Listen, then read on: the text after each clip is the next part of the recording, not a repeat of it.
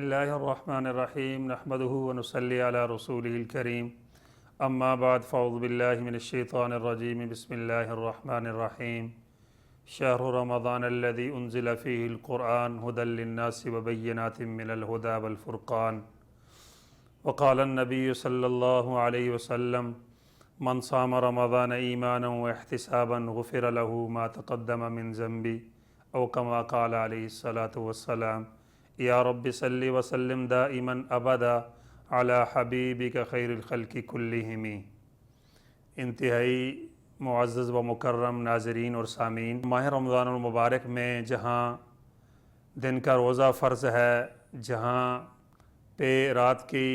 راتوں میں قیام جس کو ہم تراویح کی نماز کہتے ہیں وہ پڑھنی ہیں، اور جس طرح میرے آقا صلی اللہ علیہ وسلم نے ہمیں پہلے عشرے کے متعلق فرمایا کہ وہ رحمت ہے، دوسرا عشرہ مغفرت ہے، تیسرا جہنم سے خلاصی ہے، وہاں رمضان المبارک میں ایک اہم ترین عبادت وہ آخری عشرے میں اعتکاف کی عبادت ہے۔ آج ہمارا یہ موضوع اعتکاف کے فضائل، مناقب، اجر و ثواب اور اعتکاف کے متعلق جو شرعی احکامات ہیں ان کے متعلق رہے گا۔ اعتکاف رمضان المبارک کے آخری عشرے کا یہ سنت اعتکاف ہے، اور قرآن و سنت کی روشنی میں کسی بھی مسجد میں اگر ایک شخص بھی اعتکاف کرے گا تو پورے اہل محلہ کی طرف سے سنت علی الکفایہ یہ ادا ہو جائے گا۔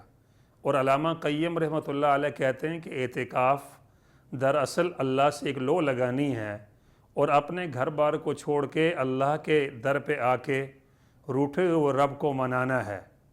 اور حضرت ابو سعید خدری رضی اللہ تعالیٰ عنہ سے حدیث ہے کہ آپ رضی اللہ تعالیٰ عنہ فرماتے ہیں کہ نبی کریم صلی اللہ علیہ وسلم نے پہلے عشرے کا اعتکاف فرمایا، پھر آپ نے دوسرے عشرے کا اعتکاف فرمایا، پھر نبی کریم صلی اللہ علیہ وسلم نے فرمایا کہ مجھے کسی بتانے والے نے بتایا، اس سے مراد یعنی فرشتہ تھا، یعنی جبریل امین تھے،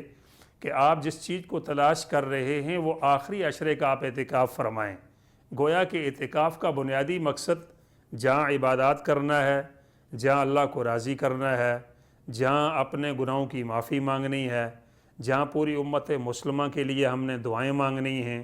وہاں اعتکاف کی عبادت کا ایک بڑا مقصد وہ لیلۃ القدر کی تلاش ہے۔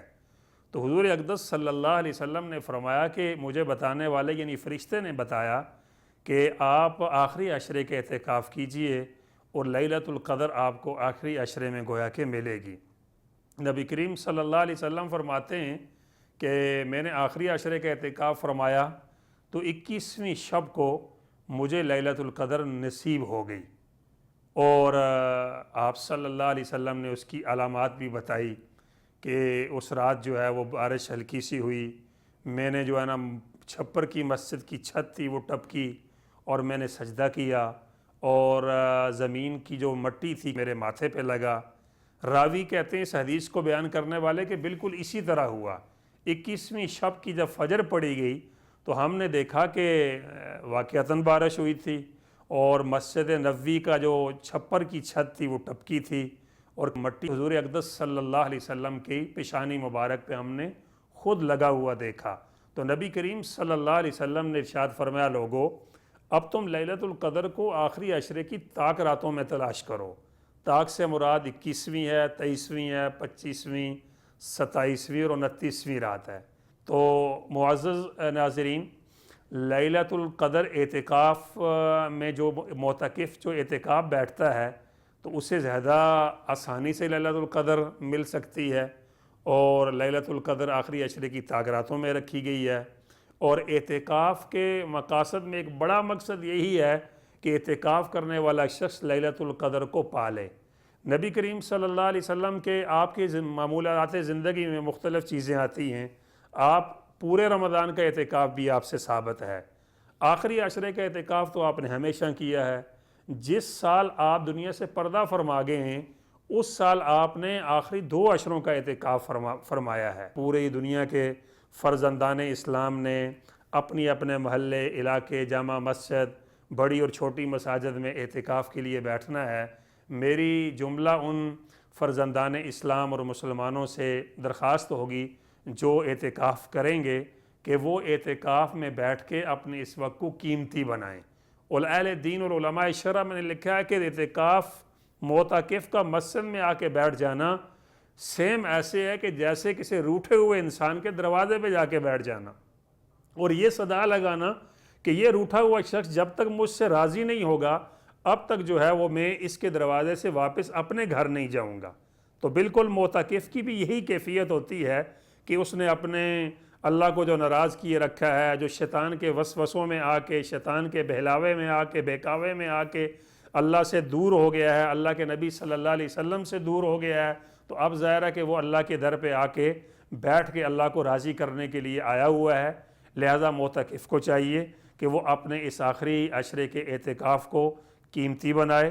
اس میں فرض نمازوں کی ادائیگی یقیناً مسجد میں ہے ہی ہے، اس کے ساتھ زیادہ سے زیادہ معتکف جو ہے وہ قرآن کریم کی تلاوت کا اہتمام کرے۔ معتکف جو ہے وہ طاق راتیں ساری کی ساری جو ہے وہ ان کو جاگ کر گزارنے کا اہتمام کرے، اس لیے کہ طاق راتوں کے متعلق کوئی ایک لیلۃ القدر ہوگی، اور لیلۃ القدر جو ہے وہ لیلۃ القدر خیر من الف شہر تنزل الملائکۃ والروح فیہا باذن ربہم من کل امر سلام یا حتی مطلع الفجر۔ اب ظاہر ہے کہ جو لیلۃ القدر کو پا لے گا گویا کہ وہ 1000 مہینے کی عبادت کو اپنے نامہ اعمال میں سمیٹ لے گا۔ اور آپ جانتے ہیں ناظرین کہ شرعی جو رات ہے اس کا آغاز غروب آفتاب سے ہوتا ہے، یعنی افطار سے، اور اس کا اختتام سحری کے اختتام کے ساتھ ہوتا ہے۔ تو ایک تو میں اپنے ناظرین کے لیے یہ عرض کروں گا کہ لیلۃ القدر ایسی نہیں ہے کہ وہ رات کا کوئی ایک لمحہ ہوگا، بلکہ آخری عشرے کی طاق راتوں میں جو رات بھی لیلۃ القدر ہوگی وہ پوری رات ہوگی، اور وہ افطار سے شروع ہوگی اور صبح فجر کے داخل ہونے تک وہ پوری رات لیلۃ القدر ہی رہے گی۔ لہٰذا معتکف کو یہ چاہیے کہ وہ ایک تو ان آخری عشرے کی 5 طاق راتوں کو جو ہے نا وہ جاگ کے گزارے، ان میں عبادات کرے، نوافل پڑھے، ذکر و تسبیحات کرے، استغفار کی کثرت کرے، دعائیں کرے، اور پوری امت کے لیے، اپنے لیے، پورے جو ہے نا وہ مسلمانوں کے لیے ان کی اللہ سے جو ہے نا امت کا عروج مانگے، ترقی مانگے، اور ساتھ ساتھ یہ ہے کہ وہ اپنے گناہوں کی اللہ سے معافی بخشش بھی مانگے۔ یقیناً ظاہر ہے کہ معتکف کا اعتکاف بیٹھنے کا مقصد ہی یہی ہے کہ وہ روٹھے ہوئے رب کو منانے کے لیے آیا ہے، ناراض رب کو راضی کرنے کے لیے آیا ہے، اور گناہوں کی آلودگی کو اب معافی کے معطر پانی سے دھونے کے لیے آیا ہے۔ تو ظاہر ہے کہ یہ جتنا اللہ سے جی لگائے گا، لو لگائے گا، اللہ کے قریب ہوگا، مناجات کرے گا، ذکر و تسبیحات میں جو ہے نا اپنے آپ کو مشہور رکھے گا، اتنا ہی اللہ کے ہاں اس کا مقام بلند اور بالا ہوگا، اور اتنا ہی اس کا اعتکاف قیمتی بنے گا۔ بہت سارے لوگ اعتکاف میں یہ سمجھتے ہیں کہ شاید میں اپنے اوپر کپڑا ڈال کے ایک مسجد کے کسی کنارے اور سائڈ پہ گوشہ نشین ہو جاؤں، تو حالانکہ سنت اور جو شرعی احکامات ہیں وہ کپڑا ڈالنا تو صرف ایک یکسوئی کے لیے ہوتا ہے، لیکن اصل یہ ہے کہ یہ لغویات سے، فضولیات سے اور اپنے وقت کو ضائع کرنے سے اپنے آپ کو بچا کے رکھے، زیادہ سے زیادہ جو ہے نا یہ وقت عبادت میں، ذکر و تسبیحات میں گزارے، تلاوت میں گزارے، نوافل میں گزارے، اور بغیر کسی شرعی عذر کے یہ مسجد کی حدود سے باہر نہ آئے۔ اسی لیے علماء شرع نے لکھا ہے کہ اگر اس کا وضو کی حاجت ہے، اس کو غسل کی حاجت ہو چکی ہے، فرض غسل کی، اسی طرح جو ہے نا اس کو واش روم بیت الخلاء جانے کی حاجت ہے، تب تو یہ آئے اور اپنی حاجت کو جتنا جلد ہے نزدیک سے نزدیک، جلدی سے جلدی مکمل کر کے واپس مسجد کی حدود میں چلا جائے۔ اور اہل سنت والجماعت فقہ حنفی کی روشنی میں تو یہ ہے کہ اگر یہ بغیر کسی ضرورت کے مسجد کی حدود سے تھوڑی دیر کے لیے بھی نکلا تو یقیناً اس کا یہ سنت اعتکاف ٹوٹ جائے گا۔ علماء شرع نے لکھا ہے کہ اعتکاف کی بنیادی طور پہ 3 قسمیں ہیں۔ ایک قسم منت اعتکاف ہے، اور دوسرا اعتکاف سنت اعتکاف ہے جو رمضان المبارک کے آخری عشرے میں کیا جاتا ہے، اور تیسرا اعتکاف جو ہے وہ نفلی اعتکاف ہے، یعنی جو مسلمان جس وقت بھی مسجد میں داخل ہو 12 مہینوں میں، جس مہینے، جس دن، جس وقت بھی، تو وہ مسجد میں داخل ہوتے ہوئے اعتکاف کی نیت کر لے۔ اسی طرح میرے معزز ناظرین کہ مردوں کے اعتکاف کے ساتھ ساتھ عورتوں کے لیے بھی اعتکاف کی عبادت سنت بھی ہے، باعث اجر بھی ہے، اور باعث ثواب بھی ہے، باعث برکت بھی ہے۔ صرف فرق یہ ہے کہ مرد جو ہے وہ محلے کی مسجد میں اعتکاف کرے گا، اور جو خواتین ہیں وہ گھر کے کسی بھی کمرے کو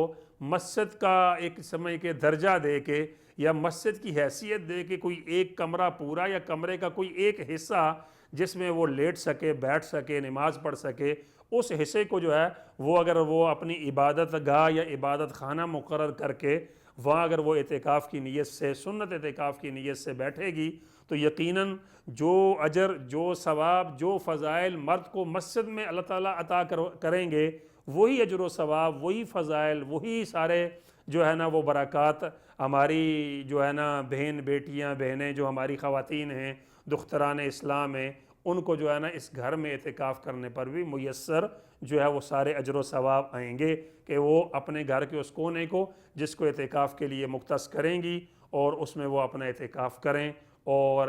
یقیناً اللہ کو راضی کرنے کی جہاں مردوں کو ضرورت ہے، وہاں ہماری خواتین کو بھی ضرورت ہے۔ جہاں مرد اللہ سے بخشش اور مغفرت کے طالب ہیں، وہاں ہماری خواتین بھی اللہ سے بخشش اور مغفرت کی طالب ہیں۔ تو اس لیے معزز ناظرین، ہمیں آخری عشرے کے جو آخری عشرہ ہے جس میں یہ جہنم سے خلاصی کا عشرہ ہے، پھر اس میں لیلۃ القدر کی فضیلت ہے، اور پھر ساتھ ساتھ میں معتکفین سے ایک یہ خاص بات عرض کروں گا کہ آخری عشرے میں ایک لیلۃ القدر ہے اور ایک لیلۃ الجائزہ ہے۔ جب صحابہ اکرام رضوان اللہ تعالیٰ مجمعین نے پوچھا کہ ہمارے محبوب آقا صلی اللہ علیہ وسلم کیا لیلۃ الجائزہ لیلۃ القدر ہی ہے؟